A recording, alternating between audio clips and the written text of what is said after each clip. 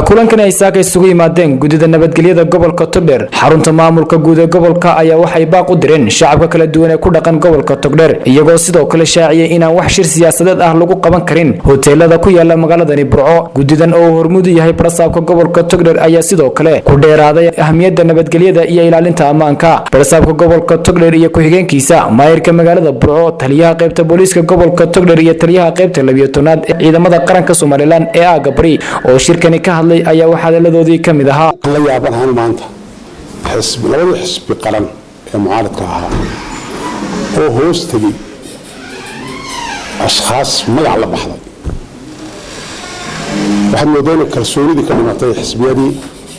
iyaga mandate leh iyaga hadday wax dhaliilayaan kara iyaga hadday wax sheegayaan sheegi kara laakiin waxaan moodayna kalsoonidii ka dhimatay oo waxay hoos galeen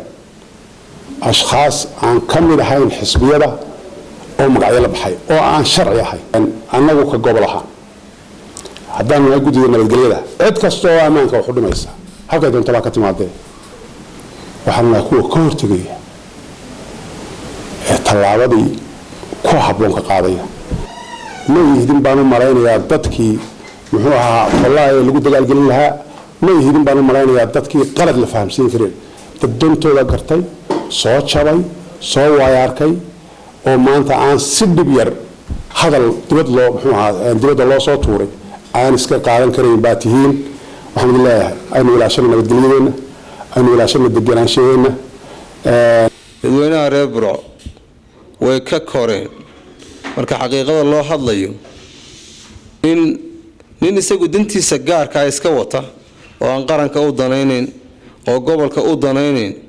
inuu qori dabla kula soo dhexdhaco way ka koreen waxaan ku sii adkaynaynaa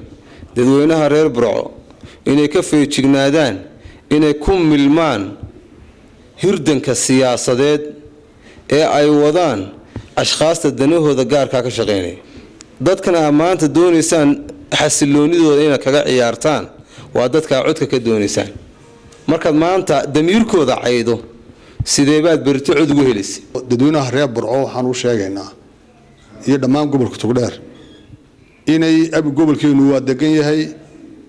abnigiisu aad buu fiican yahay inaynu abnigeenu ilaashano annagu imka halkan waxaanu leenahay wixii dalka waxyeelaya gobol ahaan haddaanu nahay guddidii nabadgelyo ama booliis haato ama military haato ama maamulka kale gobolka ha noqotee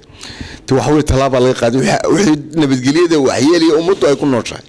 si kastaba ha ahaatee kulankan ayaa ku soo beegmaya xilli ay isbahaysiga mucaaradka Soomaaliland ku baaqeen inay qaban doonaan shir ay ugu magac dareen tala qaran maxamed xuseen ismaaciil maxamed mooto TV-ga caalamiga Royal magaalada Burco.